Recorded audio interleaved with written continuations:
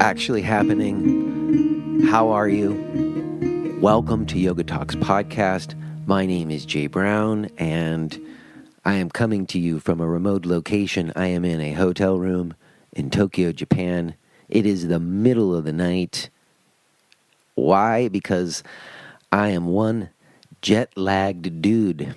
I got here yesterday. I already did the first day of the training, which went wonderfully. I'm super happy about that. But I passed out early, like 7:30 p.m., and now it's the middle of the night, and it's kind of a good thing because I needed to make this happen. I got a podcast to give you today, and I thought it would be a good idea. I'll just bring the recording equipment, and I'll just record in Japan. It'll be awesome, but man, I'm kind of out of it, you guys. And I normally would not try to do one of these when I'm in a state of mind that doesn't feel clear and cogent. So I'm going to keep it short. And it's a good thing because today's talk with Mike is lengthy, and it's because I was really compelled by his story. I'd heard about him. Someone had emailed me about him and his book, Going Om, A CEO's Journey from a Prison Facility to Spiritual Tranquility.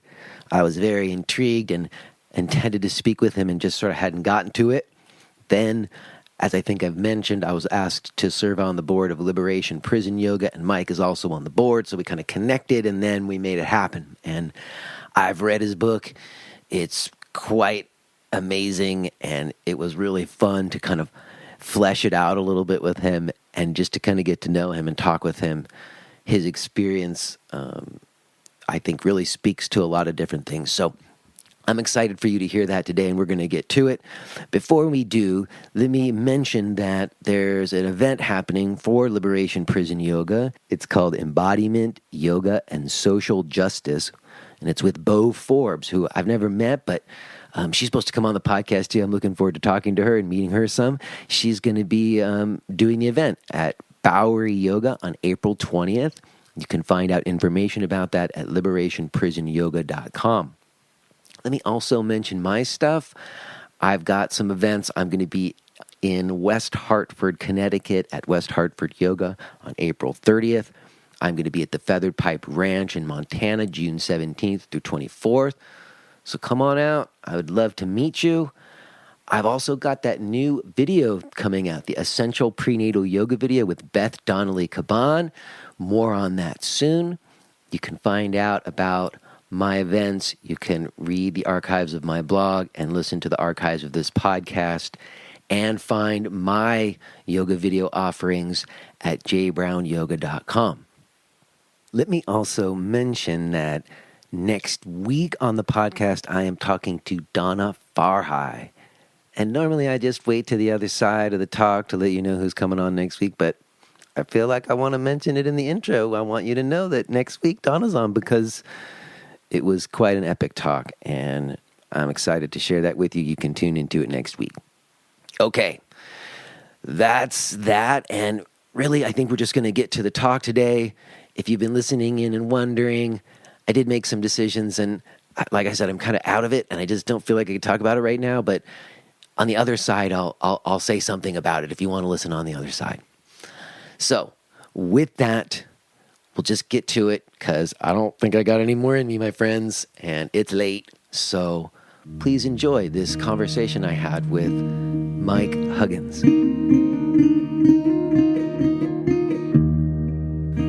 All right, so here we are after a few weeks, and we finally made it happen. Made it happen, yeah. A lot of other stuff going on too, all around this. So it's exciting times for this kind of work. I think it's a lot of people around the country are starting to go down this direction. So I think that's encouraging for people who are incarcerated or in recovery. It's exciting times for us all. Well, we'll get to all of it today. And so I know that you were just away on a trip. You just got back, right? You settled back in? I am, yeah, so to speak. Yeah. So we were in Costa Rica. We worked and we played, actually. And so we worked during the week. And I also tried to use that as a time to reconnect with my yoga practice. And that's something that I don't know if we're going to get into it all, but it's really an issue for people who are doing a lot of this work in prisons or recovery centers or dealing with people with trauma. It takes a toll on you, and so having a community is nice, but also having your own practice is, I think, essential. And so I tried to use some of that time in Costa Rica to reconnect, to come back and be refreshed in doing this work. Well, I just had a conversation with Theo Wildcroft, and she works with children with autism and severe behavioral difficulties. And we were talking about the same thing, that the most important thing is you got to have yourself together. You got to have yourself right to go in there and do that kind of work. Yeah, and we always talk about that. I mean, I think that's a basic tenet of our yoga practice. But when you're in the midst of it, you get so emotionally involved or attached to what you're doing, or even to some of the people you're trying to serve, and that we forget about our own self-care. And I think that's something that it seems obvious, but it's not so obvious when you're in the middle of it. Yeah, and it's also interesting to me because so much of the work that people do originates from their own personal practice. Right. Yeah, for sure. Particularly when, at least in my experience, with the group we work with, working with underserved populations, there's somebody who has got a friend, relative, themselves, or something that's been in a situation where they feel a connection there and they feel a calling to get involved. So yeah, so it becomes more personal than maybe it should be actually at times, but so there's a deep connection to the work with the people we work with. I also just think that sometimes the work extends out to others and grows into something bigger. And at a certain point, though, like you said, you got to make sure that you reconnect with where it all started again. Exactly. Exactly. Right. And that's kind of where I'm at right now. Actually, that's a great comment. Yeah. And also a good place for us, because that's kind of where I want to start a little bit with you, because I've been reading your book since you sent it to me.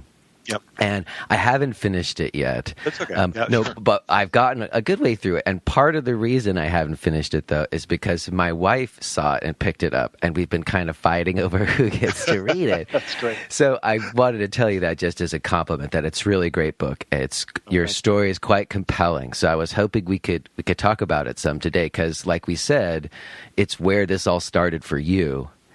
And it's really speaks so much to everything that you're doing, and I think to so many larger things as well.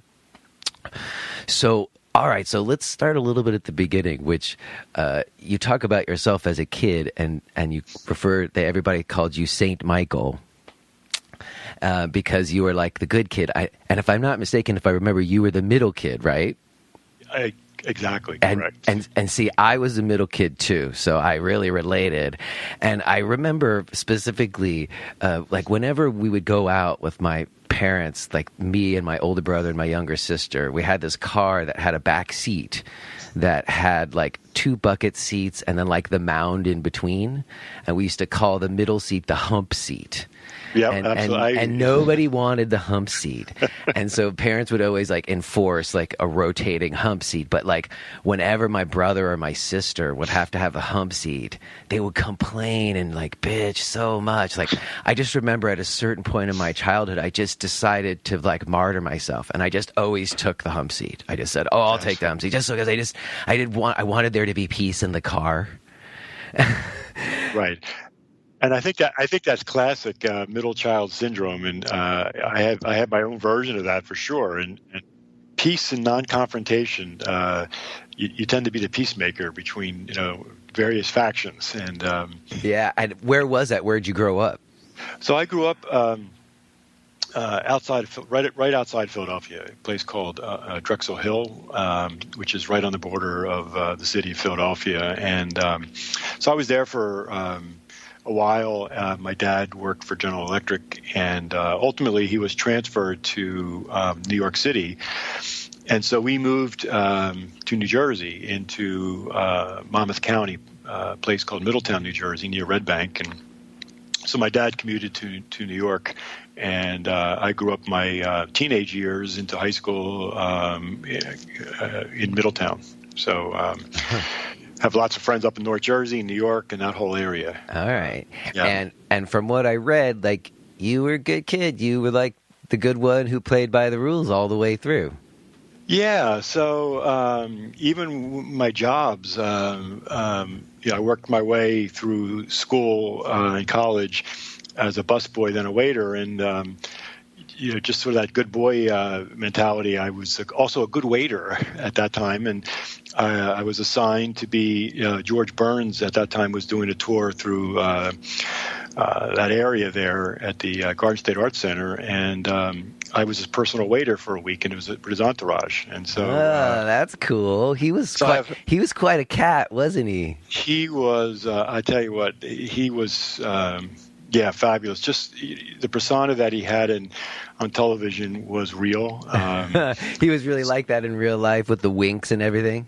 He was, and the wit about him, but also the kindness about him too. The way about it that he could say things with a little smile and a wink, and you would get it. And so I had that experience, and just had what I would say. I always thought was just a normal childhood, and went to school, came back down to the Philadelphia area, went to Villanova University for my undergraduate, and then went back up to North Jersey into New York, working my first job for Arthur Andersen when they were still around, and as an accountant.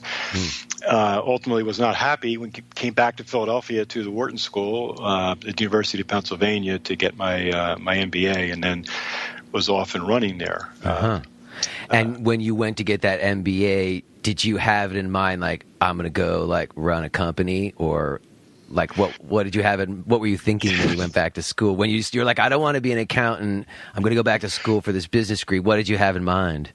I had in mind, I hate to say this, but I had in mind I didn't want to be an accountant. Yeah. That was it. So I didn't have like this grand vision, this grand plan. I just knew that I had actually had my CPA, and I was on this pathway to be an accountant, which was I think not a bad pathway, but it just didn't feel right. And I was like, man, I don't want to be an accountant. But you look at my background and said, well, you're an accountant. Mm-hmm. So I said I'd try to change that. And I think going back to school was a big change for me, and a positive one, because I got to see things very differently. And particularly at that time, this was back in the mid-'80s, and everything was about money, particularly at Wharton.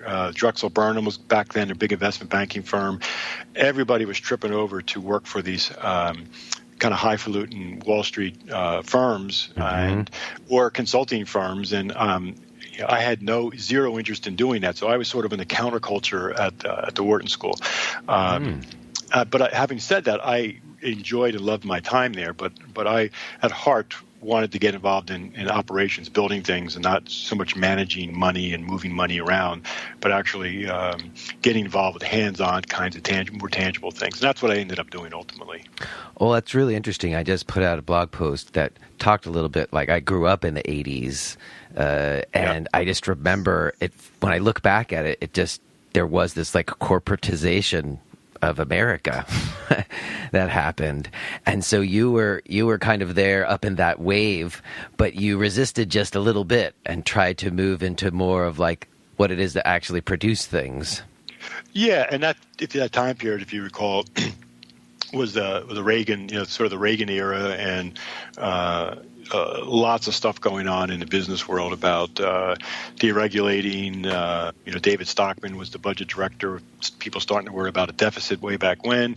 So it was an interesting time period, but there was also a time where there was huge money out there for people kind of at my age at that time. And you could just see, unfortunately, I think, some really good minds going down a pathway to follow the money, essentially, versus doing some other things that, and that's I'm not judging that. It's just what happened. It was the way it went. That's the way it went. Yeah. Right. Yeah. All right. So what's the first gig that you get out of business school? Where do you land? So I landed in this crazy thing. I ended up working for General Mills, moved out to Minneapolis, but I didn't work in their food business because I didn't want to do that. They actually owned, believe it or not, they owned the toy business back in the days. Okay. And they owned Kenner Toys and Parker Brothers, Lionel Trains, and they called it the fun division. So I worked for the General Mills fun division. Nice. That did say that on your business card? Yeah, I did, nice. actually. And so I was out. I had newly married, and I was out in Minneapolis, and then I was there about a year, and they decided to move that division to New York, which is really where the hub of the toy industry is, all the toy fairs and all that. So I moved back to North Jersey, lived in Kearny, New Jersey, and commuted into New York, working in the city, and absolutely loved it. And during that time period, General Mills decided to divest themselves of that toy business, and we became a public company. So we were listed on the New York Stock Exchange, and so I had the pleasure of working when the Star Wars films came out, and we had the license to make Star Wars characters. No way! You made like the Star Wars figures? Well, we made the toys. We made the characters. We had the license agreement to make all the Star Wars characters. So, as you can imagine, that was a fun time. I had all of them. I had a Millennium Falcon, and I had all the characters.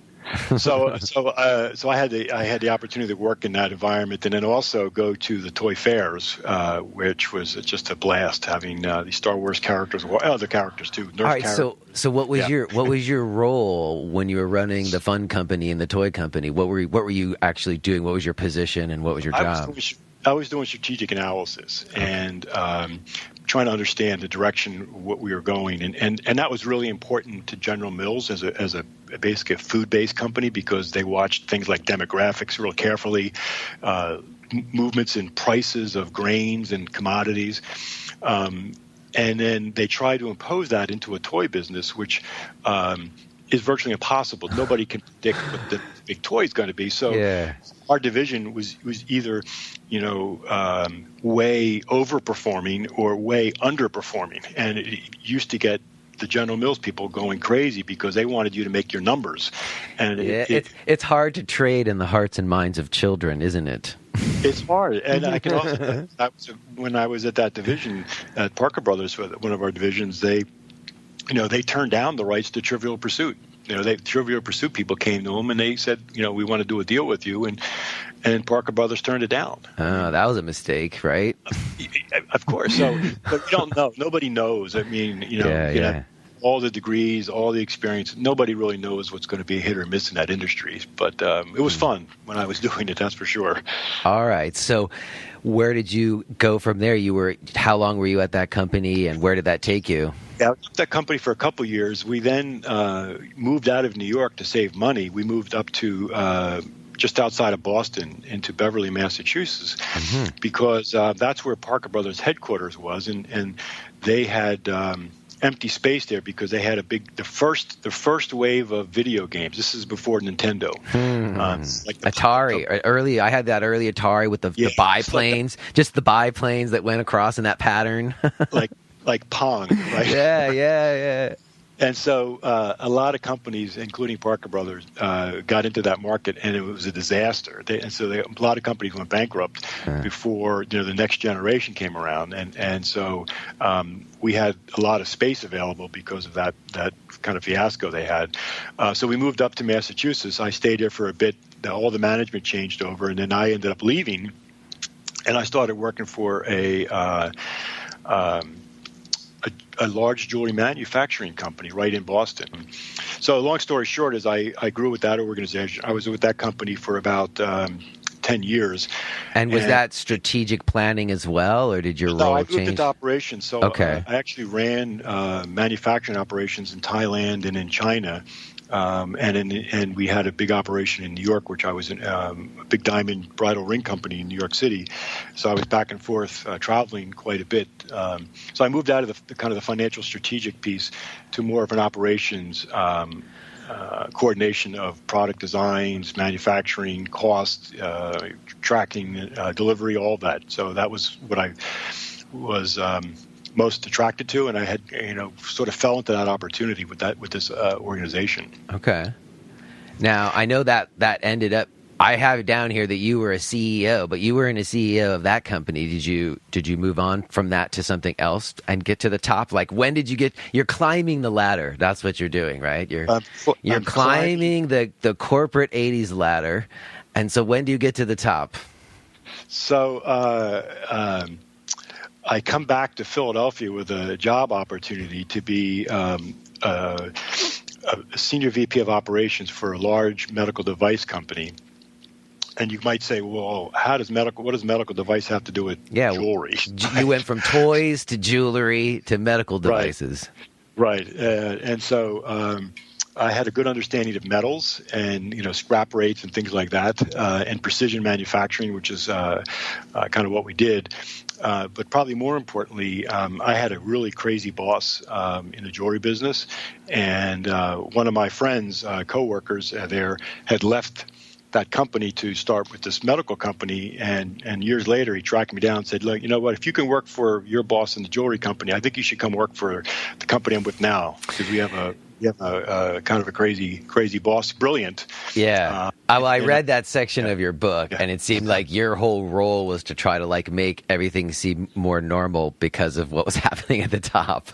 So the middle child. It rose again there. You played your role again. It sort of fit that role there between a brilliant but sort of eccentric owner and trying to take that and distill or manage an organization to give them clear direction, so they know it, and not keep changing direction all the time. So so I was there, and I was fortunate that our business really took off, and I was able to grow along with that, and ultimately became the chief operating officer of their U.S. operation, which was quite big. It was well over $1 billion in revenue and quite profitable, and so I enjoyed that. But along the way, as I was, I guess, as you said, rising up that corporate ladder, my level of unhappiness started to also rise. I just felt this thing in my pit that this said, why am I doing this? I kind of like what I'm doing, but at some point, it just started transitioning to what am I doing with my life? I had starting to have some personal issues as a result of the time I was working and traveling. So there was this growing sense as I was climbing the ladder. I was also getting a little bit of this sense of unhappiness, and I'm generally a very happy person, and so it was a strange feeling to try to reconcile that. Well, you talk about the strain on your relationship and your personal life, and I know you even refer to this as the Huggins principle, if I'm not mistaken. Yeah, so people are familiar with the Peter principle. You rise to your level of incompetence. I just felt like I got to a point where I was rising to the level of my unhappiness, and ultimately I made the decision to leave, which was it was difficult because it was the right decision, but it was difficult because I was comfortable there certainly from a financial perspective, from an environment, and kind of knowing what was expected of me. But I left there saying, this is an opportunity for me to really do something different. I guess I was probably in my early 50s at that time, and okay, now I've done all this stuff. Now I can really do something different. But what happened is that along the way, as this unhappiness started rising, I came across yoga and started taking it at a local facility. And my first yoga class, I was hooked. I mean, I was just hooked. It just felt right to me. Mm-hmm. And I was fortunate to have a wonderful instructor. And she's still my friend, still my teacher, and is involved with our organization. But for my first class, I just felt a connection to that practice. And she's a wonderful teacher. And she helped you find some yoga while you were in the midst of the corporate ladder. Correct. That's correct. And so as all these things were percolating, sort of the career pressures, the sense of unease and happiness, and a strengthening yoga practice, the yoga practice actually gave me the strength to to face the confrontation that was, inside of me, of this trying to reconcile unhappiness with taking action for that, and also the confrontation of letting my boss, who was very generous to me over the years, but also a very tough guy, to have that confrontation. So, as you can relate to, Jay, that being the middle child, these things are not always easy for people. Some people love confrontation, and for some of us, it's a struggle. And we'll just let things ride until we have to make the change, right? Yeah, and I think that ultimately is what I really felt I had a breakthrough. So to fast forward, so all that kind of came together. I felt the yoga practice gave me the inner fortitude to address some of these issues that I had. You felt like you handled the Huggins principle enough at that time to go ahead and take on a bigger position at a new company, this medical device company. Not exactly. So what happened is I did, and then I was going to do something different. I was going to start some other program, maybe do something in the yoga field, and I panicked. I'm like, what is this crazy? I said, you're a business guy. Said, you make lots of money. You don't want to be a yoga teacher. What's wrong with you? Exactly, right? So I said, well, I'll do this yoga stuff, but I'm going to keep doing some consulting. I'll keep my toe in the business world. And so I did that for about 8 or 9 months, and then I got an opportunity to become the CEO, the chief executive officer for another company. And so I said, okay. And so then I was the number one guy at this company, and it was an international company. So I was now traveling, literally, not exaggerating, literally 90% of the time. Our headquarters was in Paris, and we had a huge European operation. So I was flying to Paris as our home base, and then during the week traveling all throughout Europe and even to South America. It was a mistake. It was a giant mistake from the point of view of what was in my heart. And well, I also, forgive me, but I remember reading about this period, and it seemed like even when it was happening, like you were trying to do things to counter, like you talk about how you weren't like a typical CEO, that you like spent time in the factory, like learning how everything actually happened. Like you were always more interested in that production side. So it seemed like even after you had that position, you tried desperately to like get back to the real or something like that. Right. And part of that was like, so for example, I gave all my managers the book, The Four Agreements. And I said, this is my management style, okay? So we don't need a business book. This is how we're going to operate as a management team. We're going to be, true to our word. We're going to do our best. We're not going to take things personally, all those things. So I tried to incorporate aspects of that was a Saint CEO, Michael, right? Yeah, right. Yeah, right. Right. So as I was doing that, some legal stuff was percolating from my previous company, and wait a second. Okay, so you were at that medical device company, right? And you were like the head of that, and you did that for a while, but then you left that to this other company, correct? And then some stuff from the old company surfaced, correct?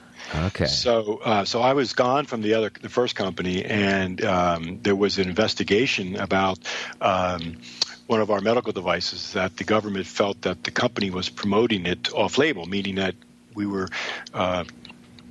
marketing the product for something that it wasn't approved for.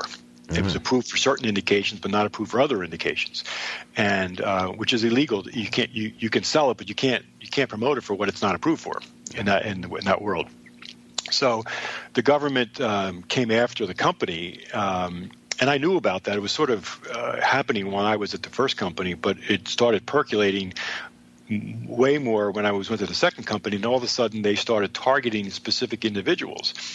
And then ultimately they came after me and 3 others, but I was the most senior guy, and ultimately the government charged me with what they call a responsible corporate officer, saying that, something happened under your watch, meaning that there was some illegal marketing of this product under your watch, and you didn't do anything to stop it. You should have known about it, and you didn't do anything to stop it. Now, did you know about it? I did not know about it, and that was the part of the whole government's thing. They said they showed emails, they showed this, they showed that. Well, you must have known about it because you're at this meeting, and here's the meeting minutes. But long story short is that the government doesn't have to prove criminal intent on any of this because it was a misdemeanor charge, it's not a felony, and it's a strict corporate liability, meaning that all they have to prove for my guilt is that I was a senior person in the organization and something happened under my watch. That's the only criteria. And then you copped to that you said, okay, I can cop to that. Something happened under my watch, but I didn't know about it. Correct. And therefore I didn't stop it, right? Right. If you didn't know about it, how would you know to stop it? Correct. And that's where the argument was with the FDA. They said, well, you should have known. Come on, look at this email here. You wink, wink, you really knew. And I said, no, wink, wink, I really didn't know. But that's not really germane, I guess, to all that.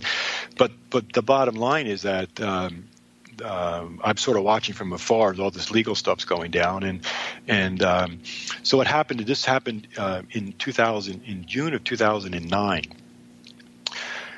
I didn't get sentenced for this misdemeanor. I didn't get sentenced until November of 2011. So there was a 2.5-year period there where. Now, let me ask you something. Yes. You said it's a misdemeanor, and yes. Like misdemeanors, generally, it's like you just pay the fine. So why 2 years for sentencing on a misdemeanor? Because they said this was serious, and they said that they want to make this a communicate clearly to the medical device industry that we're not going to tolerate off-label promotion of a medical device. So you became the example. We sort of became the poster child and say, hey, don't do what these guys did because these schmucks are going to go.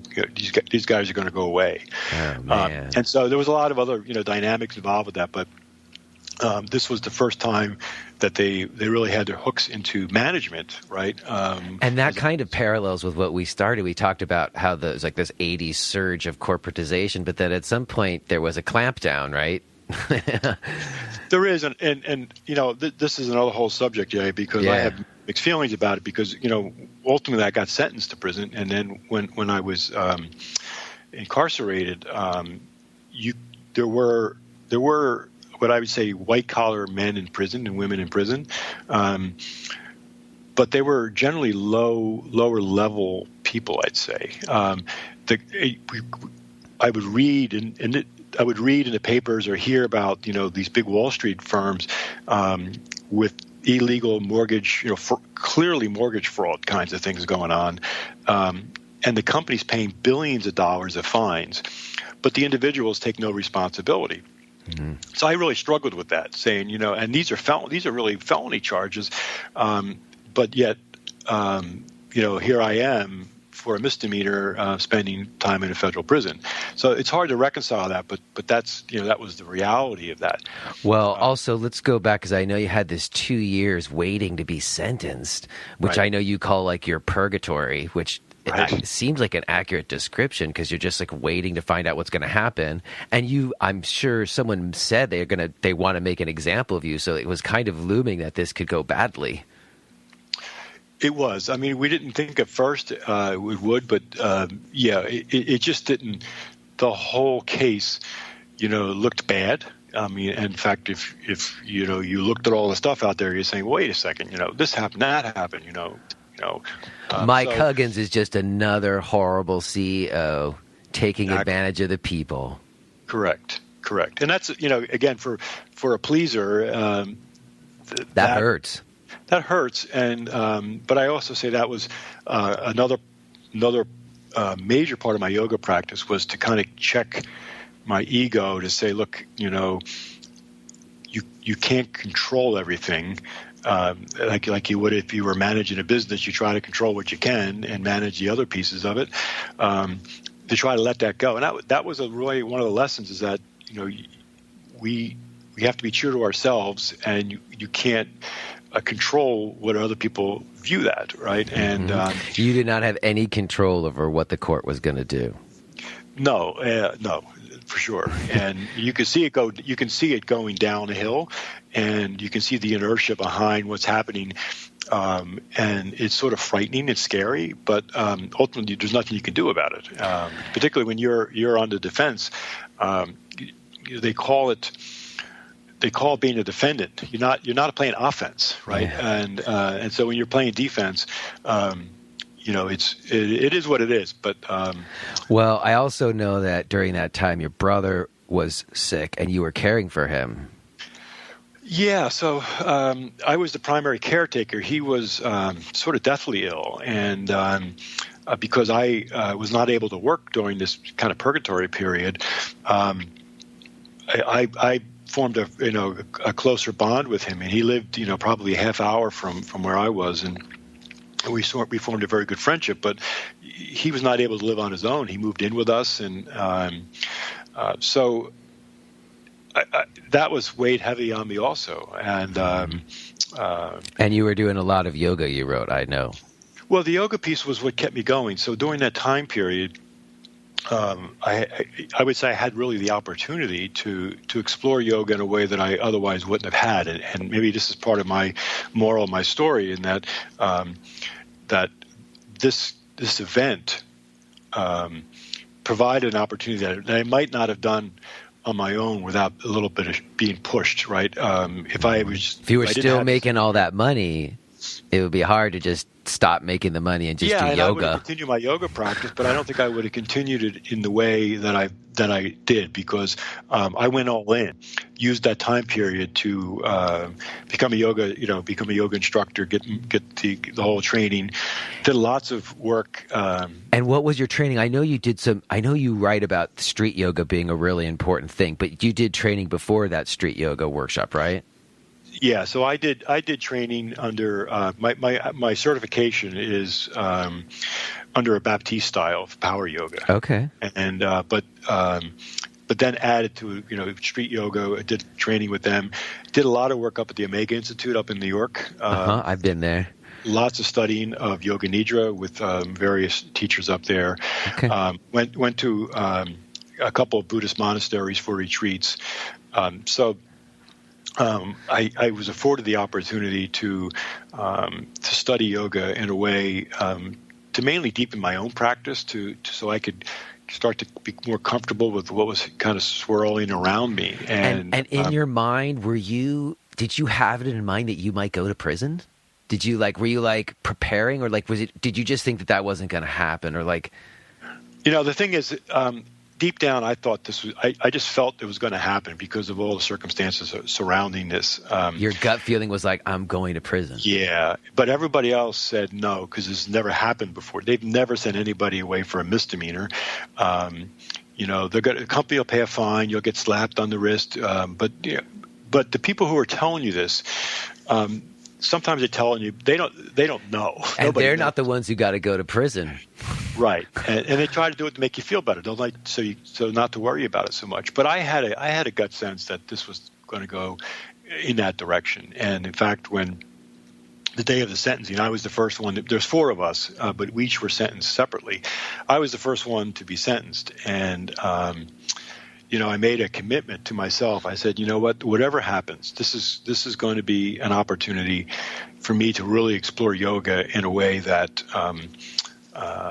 most people don't. Most people don't. So when I was actually in the courtroom watching all this stuff being happened, it's really surreal when people are talking about you, about things that they said you did, which you didn't do, and you just sit there. It's hard to But I actually went into a kind of a meditative state, if you will. Not that I was my eyes closed. I was totally aware of all my surroundings. So I just said, I'm going to take this all in. I'm going to listen carefully what the judge says, what the prosecutor says. I'm going to look at what's all around me.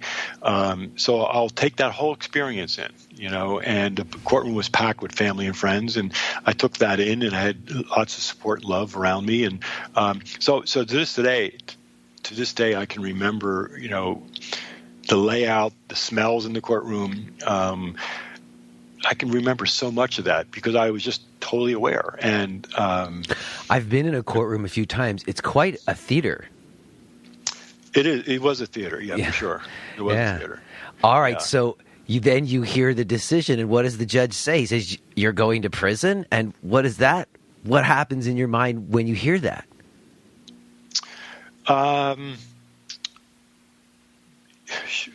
wouldn't say shock, I guess, but just sort of. I had a little different perspective on it because I knew the worst I could get was 1 year. That was sort of the way this thing was laid out, the statutes of all that. I had already waited 2.5 years to be sentenced. So in one part of me was like, listen, I've already been waiting 2.5 years for this day. If they had sentenced me, when they should have, I would have been gone. You'd have been done already. Yeah. So on one hand, I'm like, okay, now this starts. Now the calendar starts. So now I know I have 9 months. I was a 9-month sentence. Now I know. Oh, so now there's at least a definite period time that this is going to be done. Right. So now my first reaction is, okay, it's November. Okay, so July, August, I'm going to be out. Okay, that was I wouldn't say it was a relief, but I'd say, okay, now I got the calendar going. Now at least I can start to move forward. That being stuck in that place waiting is hard. It's trying. The worst. Yeah. So the other thing that they made a show out of was that normally for someone that's a nonviolent act for its misdemeanor, they usually allow you to say, look, we're going to have you go to prison in 2 weeks from now. Get your personal affairs in order and all that. They do that with felons, but in this case, the judge said, I think you need to go right now. So in front of my friend's family, they, took me away in handcuffs and put me in shackles, and I was escorted out of the courtroom. And was there any kind of did they say anything about why they were doing that? Like, was that just to make a display of you? It was just a display. It was the judge making a display of that. Because that's crazy. Like, I read that part, and like when it's like you're waiting and you're waiting. You finally go, you hear the decision, and then that's it. There's no even just a day to go back and say goodbye and give someone a hug. It's just like the next moment you're in the bus. Correct. Crazy. That's crazy. It is crazy. So at some point now, so now you go from, at least now I know it's when it's going to be done, and there's a relief there, to being in frickin' shackles on the bus. There's got to be a dawning realization that the next 9 months is not you're in store. Yeah, and particularly because the way it happened was that I was taken away and I was processed. I was at the Federal Detention Center, which is which is interesting. It's literally 1 block from the Liberty Bell, Independence Hall. So I'm taken to this prison there, which is really a tough place. It's a detention center, meaning that most of the people there are waiting trial, and so they couldn't make bail. So there's a lot of tough guys in there. It wasn't like a club-fed place, huh? No, yeah, that's another whole topic. That doesn't really exist anymore. But this was maximum security. A lot of big-time drug dealers, murderers in there. They're all waiting trial. I was taken there and just kind of thrown into one of the wings there, one of the units, and there's no yard, there's no outdoors. It's totally enclosed with about 80 men in cells, and that's where I was. That's where I was dumped into ultimately. So you just pick up the pieces there. All right, so tell me, what's that like? What's the first day and night feel like when you're in prison?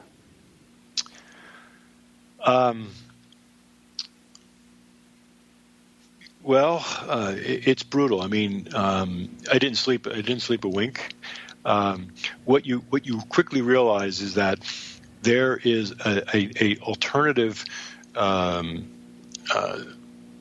society going on that we know nothing about. In that, the fact that I had traveled around, been in the corporate world and comfortable, this environment, that environment.